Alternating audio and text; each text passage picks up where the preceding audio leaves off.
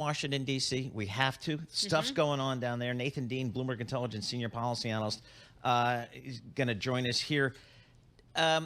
Nathan, talk to us about some of these recent appointees here. David Sachs as White House AI and crypto czar. I didn't know that was a thing. What's going on down there? It wasn't a thing until President Trump decided it was going to be a thing. But, what we should know with czar positions is that it's one of the most difficult positions in Washington because you're tasked with developing policy, but you don't have the teeth or the ability to implement anything. So in this case, I think what David Sachs is coming in is really just going to try and be the cheerleader for the crypto and the AI industry in Washington. And I think a lot more of that work can actually be on the artificial intelligence side as opposed to the crypto side. There's a lot of crypto cooks in the kitchen here in Washington already, but when it comes to AI, that's something that Washingtonians really don't understand all that well. So I think a lot more work will be trying to develop what is the U.S. policy in AI, and are any guardrails needed to deal with it?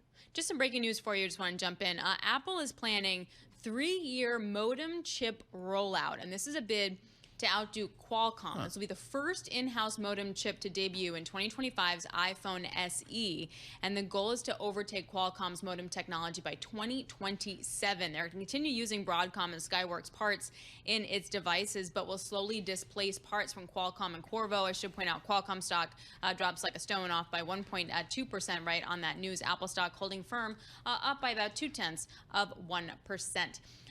Nathan, the energy in the market was, hey, crypto is to go into the moon. We're finally going to get a light hand, whether you're looking at Paul Atkins or you're looking at David Sachs. Is that true from where you sit? So it really depends on three things, I think, that are impacting the crypto industry. First is, you mentioned Paul Atkins at the SEC. The first thing that he's going to do is he's going to pull the albatross, the enforcement action albatross, off the cryptocurrency's neck. So there's going to be a lot less enforcement risk for firms like Coinbase and Robinhood. And we saw some of their stocks move as a result of that. The second thing is you're going to have Congress come together and create a bill that provides this regulatory framework. But this is going to take time. I think it's going to take at least a year, if not longer.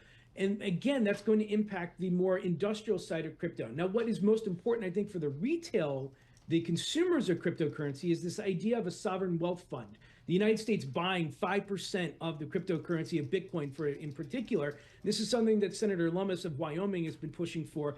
And I think if President Trump were to embrace that, again, would probably take an act of Congress. That's something that you would see more impacting of directly the Bitcoin commodity itself, as opposed to the firms that deal within the space. Nathan, what's the latest on some of President-elect Trump's nominees for cabinet, particularly, I guess, one of the more, that's running some problems is Pete Hegseth for defense secretary. Where do we stand on that?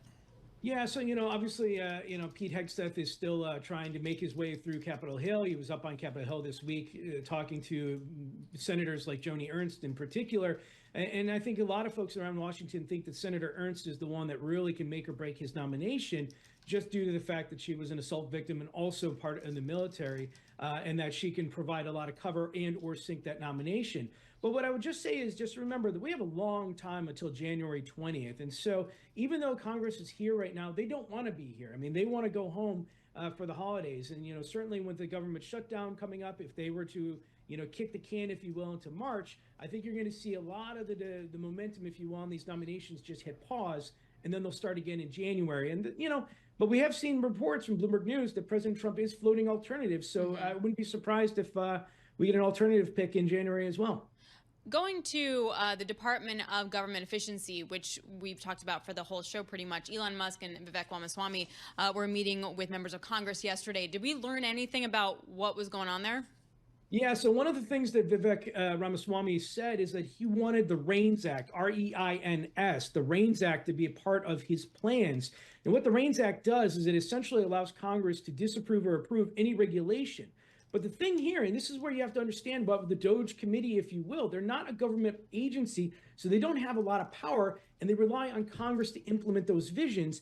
And nearly all the things that they're talking about require a bipartisan act of Congress. So the REINS Act in particular, you need 7 Democrats next year to go along with you. And they only had 1 Democrat vote on it in the House last year. So most likely not going to happen. But I think the other question a lot of people have been talking about in terms of the DOGE committee, if you will, is this idea of impoundment. Let's say Congress appropriates funds to agencies, and agencies just say, fine, I'm not going to spend it. Let's call it impoundment. And a lot of that has been dealt with the Supreme Court. And there's this idea out here that even impoundment is something the president may not get away with. So we're beginning to think that the Doge committee, if you will, is more of a PR exercise, something to keep in terms of the campaign for the 2026, because there are a lot of Americans out there who want to see cut from Washington and see the bloat taken down, if you will. I'm just not seeing many actionable ways that they can get their work through Congress unless they were to try and do something that would bring a legal fight.